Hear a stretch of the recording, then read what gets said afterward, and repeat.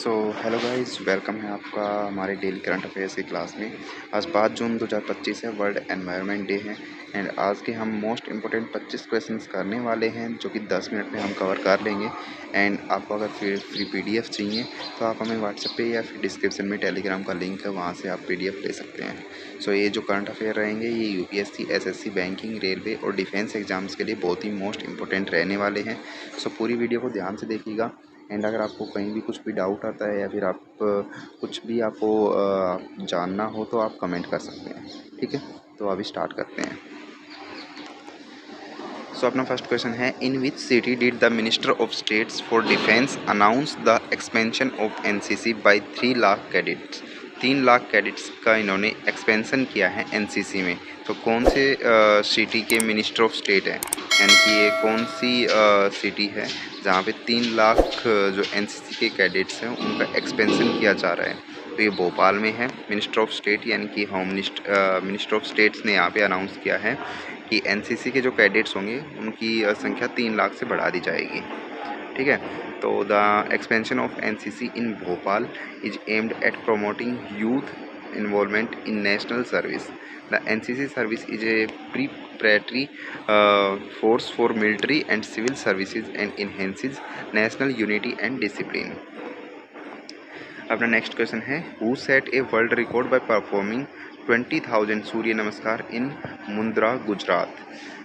किस बंदे ने ये वर्ल्ड रिकॉर्ड सेट किया है? 20,000 सूर्य नमस्कार किए हैं इन्होंने और मुंद्रा गुजरात में किए हैं। तो इनका नाम है संदीप आर्य जी। ऑप्शन बी, संदीप आर्य जी ने 20,000 सूर्य नमस्कार करके एक वर्ल्ड रिकॉर्ड सेट किया है। कहाँ पे किए हैं? मुंद्रा गुजरात में। तो this feat highlight yoga's importance in physical and mental wellness. Surya Namaskar is widely promoted under India's international yoga day and wellness campaigns.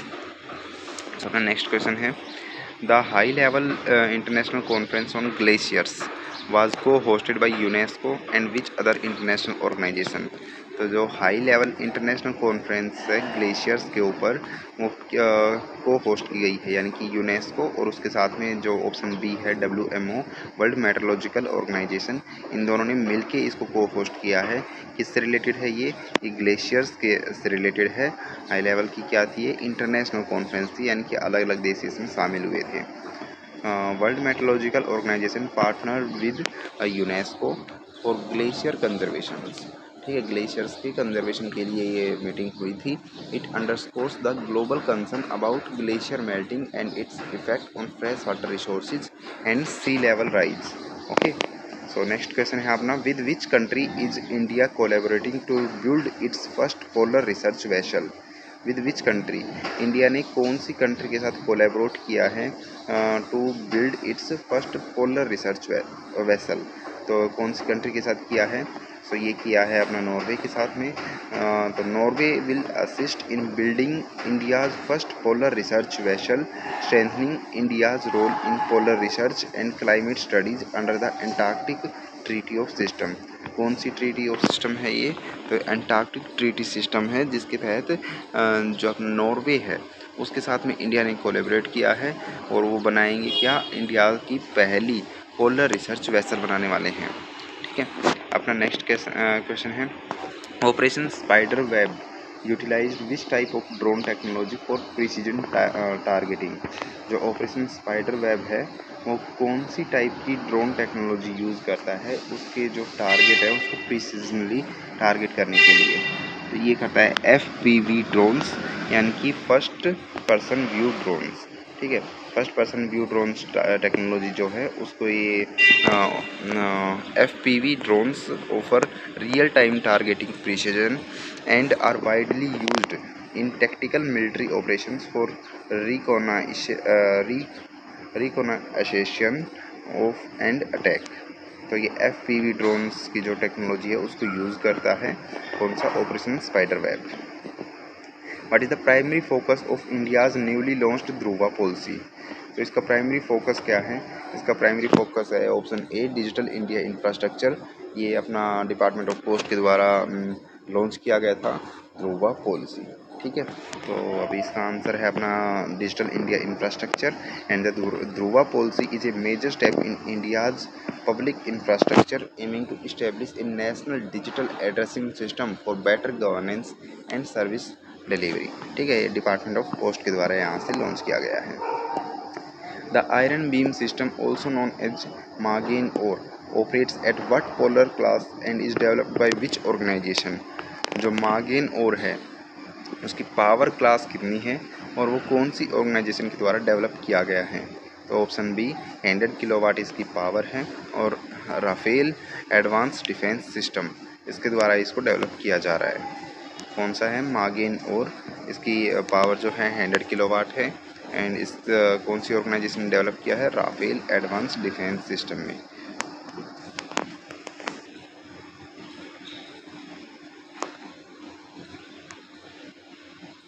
In which country did Mount Etna volcano erupt recently. जो Mount Etna है उसका volcano कहाँ पर अभी erupt हुआ है recently. तो ये एटना जो है वो इटली में है, एटना मीन्स इटली में है। ठीक है, माउंट एटना वोल्केनो जो है वो इटली में अभी इरप्ट हुआ है।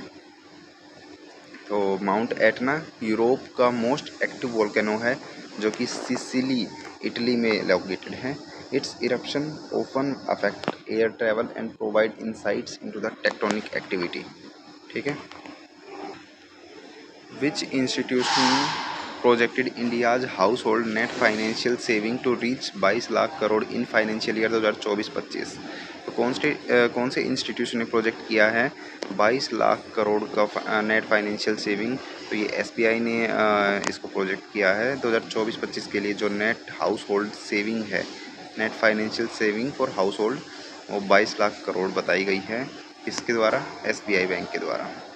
तो SBI projection indicates growing financial stability and disposal income among household with support economic recovery and domestic investments.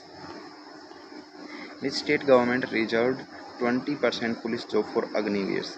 कौन सी स्टेट गवर्नमेंट ने रिजर्व कर दी हैं 20% जो पुलिस की जॉब हैं अग्निवीर्स के लिए। तो ये उत्तर प्रदेश है, ऑप्शन बी उत्तर प्रदेश। उत्तर प्रदेश ने रिजर्वेशन कर दिया है supports for the central Agnipath scheme by offering post service employment. It encourage youth to participate in short term military service. Next question है अपना, who assume the role of commander in chief of Andaman and Nicobar command. Andaman और Nicobar command का commander in chief अब से कौन रहेगा, दिनेश सिंह राणा जी रहेंगे जो कि कमांडर इन चीफ बन गए हैं अंडमान निकोबार के। तो दिनेश सिंह राणा जी हैं। The Andaman and Nicobar command is India's only try service command only. तो ये इसके बारे में एक बात और ध्यान रख सकते हैं कि जो अंडमान और निकोबार कमांड है ये इंडिया की ओनली एकमात्र ऐसी है जो कि ट्राई सर्विस कमांड है। It is vital for maintaining maritime dominance in the Indian Ocean origin. Who won the Norway chess classic tournament. Norway chess classic tournament किसने जीता है, तो ऑप्शन बी डी गुकेश जो कि हमारे इंडिया के हैं। इन्होंने नॉर्वे चेस क्लासिक टूर्नामेंट जीता है। लास्ट में इन्होंने किसको हरा दिया था, जो अपने वर्ल्ड चैम्पियन हैं मैग्नस कार्लसन, इन्होंने हराया था। ठीक है, तो D Gukesh win single India's growing strength in global chess. He is among the youngest grandmaster inspiring young aspirants. ये आपको पता है कि 19 साल के हैं, यानी कि बहुत ही यूथ हैं और इन्होंने अभी जो नॉर्वे का चेस चैम्पियनशिप थी वो जीत ली है। ठीक है, the India's AI mission was launched in which year under which nodal ministry. तो इंडिया का जो एआई मिशन है वो कौन सी मिनिस्ट्री के द्वारा लॉन्च किया गया एंड कौन से साल में लॉन्च किया गया। तो ये 2024 में लॉन्च किया गया और ministry of electronics and IT के द्वारा इसको, इंफॉर्मेशन टेक्नोलॉजी के द्वारा इसको लॉन्च किया गया, इंडिया का एआई मिशन। ठीक है, तो इंडिया का एआई मिशन है। एआई आपको पता है आईटी से रिलेटेड है, तो ministry of electronics and IT ने इनको लॉन्च किया है। 2024 में इसको लॉन्च किया है। तो ministry of mission promotes AI innovation and development in India. MEIT यानी कि ministry of electronics and infrastructure technology leadership alliance with the digital India objective of tech enabled governance. According to ISRO's landslide atlas of India, what percentage of India's landmass is landslide prone? ISRO के landslide Atlas of India के according कितना percentage India का जो land mass है वो landslide prone है। तो ये 12.6% है जो कि लैंडस्लाइड प्रोन है, यानी कि जहाँ पे लैंडस्लाइड आते रहते हैं। तो ये 12.6% जो एरिया है वो इसरो के अकॉर्डिंग लैंडस्लाइड प्रोन में है। The landslide Atlas help identify vulnerable zone region like the Himalayas and Western Ghats are particularly affected due to geological factors. Which area in Telangana was declared a new tiger conservation reserve? कौन सा area है तेलंगाना में जो declare किया गया है new tiger conservation reserve? तो ये कहा गया है अपना जो कुमराम भीम है, इसको न्यू टाइगर रिजर्व यहाँ पे डिक्लेयर किया गया है। Tiger reserve help preserving ecological balance and protect endangered species. This move is align with the project tiger.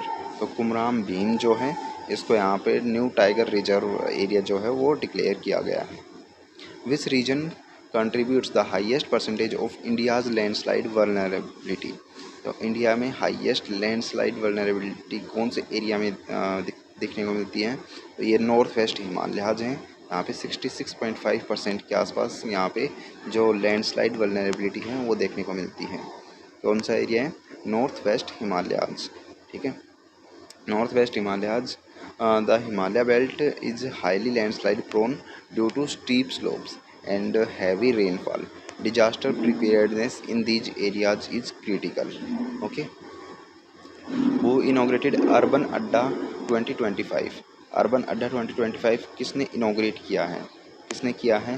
तो ये अपने मनसुख मंडाविया जी जो हैं इन्होंने इनोग्रेट किया है अर्बन अड्डा 2025। मनसुख मंडाविया जी ने इनोग्रेट किया है अर्बन अड्डा 2025। Urban Adda 2025 promotes dialogue on sustainable urban development.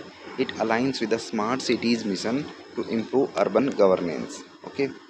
Who represented India's at the high-level international conference on glacier conservation in Dushanbe, Tajikistan?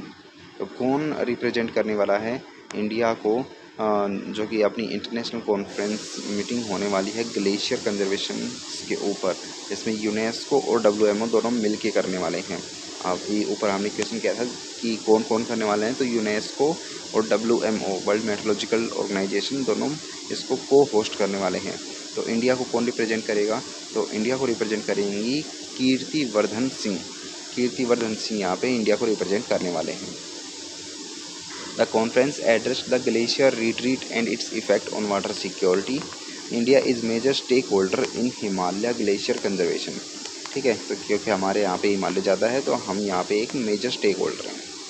What percentage of Earth's total water is fresh water and what fraction of this fresh water is glacier bound? कितना percentage total fresh water है? 3% अपना total fresh water है and 2/3 इसका क्या है? Glacier bound है, यानी कि 1/3 डायरेक्टली ओशंस वगैरह में है, वेल्स वगैरह में बता सकते हैं, एंड 2/3 क्या है? ग्लेशियर बाउंड, यानी कि आइस के फॉर्म में है। ओके, सो यहाँ पे है only 3% of water on earth is fresh water and with glaciers holding the majority. The highlight the need for glacier conservation for water security.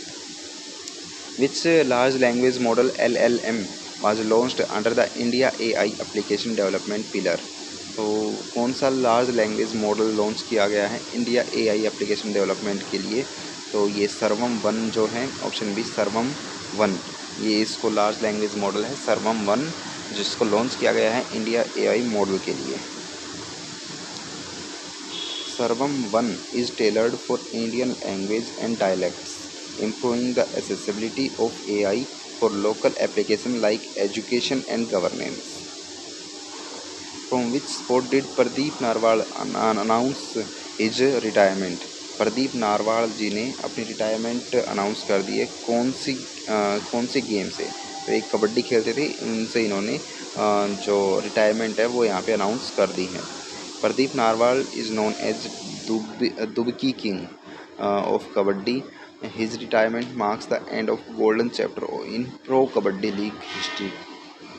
तो ये आपको क्वेश्चन आ सकता है कि दुबकी किंग के नाम से कौन से जो अपने कबड्डी के प्लेयर थे उनको जाना जाता था। तो प्रदीप नरवाल जी हैं, प्रदीप नरवाल जी जो हैं उनको जाना जाता है दुबकी किंग के नाम से। According to the Asian development bank, how much funding was committed to India's urban and metro project. कितनी फंडिंग दे रहा है एशियन डेवलपमेंट बैंक? तो ये दे रहा है अपना $10 बिलियन की जो फंडिंग है वो एशियन डेवलपमेंट बैंक दे रहा है इंडिया के अर्बन एंड मेट्रो प्रोजेक्ट को इन्हेंस करने के लिए। तो ADB's funding will support smart in urban infrastructure and sustainable transport crucial for India's growing urban population. Who has been appointed as the new CEO of Deutsche Bank India's based Global Capability Center in 2025? तो कौन नए CEO बने हैं? ये बने option D Stephen Schaeffer. Stephen Schaeffer जो हैं वो इंडिया के यहाँ पे नए CEO बने हैं। ठीक है, तो global capability centre in India handle key function like risk tech operation for MNCs. Deutsche Bank expansion reflect India's fintech strength. Operation Shield mock drill were conducted in which geographical region of India? Operation Shield mock drills जो हैं कौन से area में की गई हैं? तो ये western frontier state and union territories वाले एरिया में यहाँ पे मॉक ड्रिल्स जो थी ऑपरेशन शील्ड के दौरान जो मॉक ड्रिल्स थी वो यहाँ पे की गई हैं, कंडक्ट की गई हैं। तो operation shield improves combat readiness near the Pakistan border. These drills stimulate infiltration scenario to test border defensive. आपको पता है ऑपरेशन सिंदूर हुआ था, तो उसके साथ साथ ऑपरेशन शील्ड भी किया गया है जिसमें यहाँ पे मॉक ड्रिल्स की गई हैं western frontier and union territories में। नेक्स्ट क्वेश्चन है where will the Kheer Bhawani Mela be celebrated with enthusiasm. Kheer Bhawani Mela जो है वो कहाँ पर सेलिब्रेट किया जाता है? तो ये खीर भवानी मेला जो है वो जम्मू कश्मीर में सेलिब्रेट किया जाता है। तो the mela is a major festival for Kashmiri Pandit. Kheer Bhawani Mela है वो कश्मीरी पंडित के लिए ज़्यादा फेमस है। Celebrating its peacefully reflect social harmony in the region. ठीक है, उनके वहाँ पे सोशल हारमोनी के लिए यहाँ पे ज़्यादा सेलिब्रेट किया जाता है। तो अगर आपको वीडियो अच्छी लगी हो तो लाइक कर देना, कमेंट कर देना एंड सब्सक्राइब कर लेना चैनल को। मिलते हैं कल की वीडियो में, तब तक के लिए धन्यवाद एंड